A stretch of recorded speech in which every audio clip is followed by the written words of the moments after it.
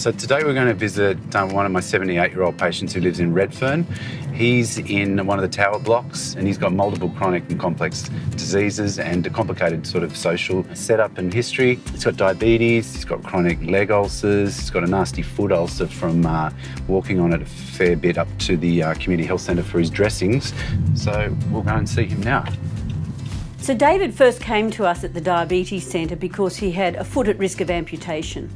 And when the staff treated David, they recognised that his social situation was such that he probably wouldn't heal in the current situation. So we were able to call on James and his team.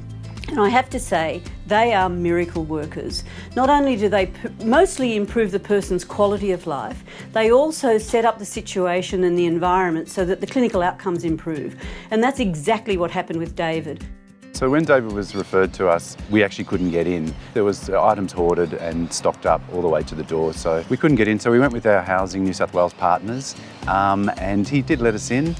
And we realised that there was a lot of limitations to what care could be provided in his house. He was sleeping in a chair overnight. He couldn't access his bedroom anymore. There was a very small little hallway that he could get to that chair, so he wasn't elevating his legs. Fluid was building up in the lower limbs, and that was exacerbating his leg ulcers and his foot ulcer.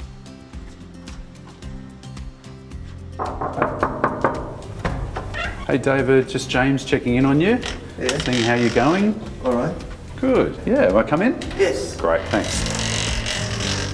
The Chronic and Complex Care Program is an essential program that sort of fills the gaps between everything that's available out there in the community. There's a lot of services available for older people, but there's very little coordination, and the Complex Care Program fills that gap perfectly.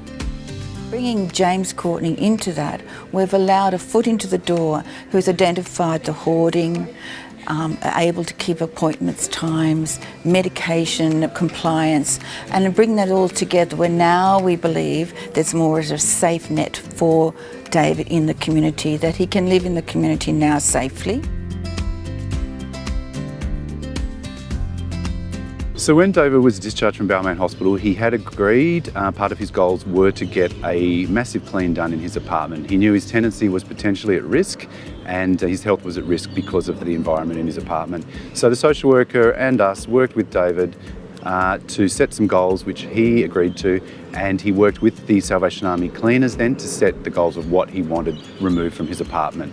During that time, he went into some residential respite.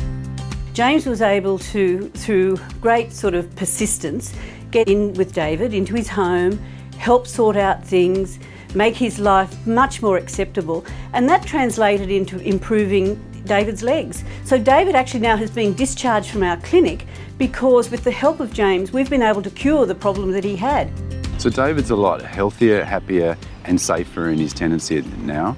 His medications are in a Webster pack which he either collects weekly or his care providers. He's giving himself his insulin daily, he's eating better, he's accessing the community with his aged care package providers, so he's getting to his GP and other medical appointments like high-risk foot clinic as needed. So he's a lot healthier, safer and happier, and his tenancy is secured.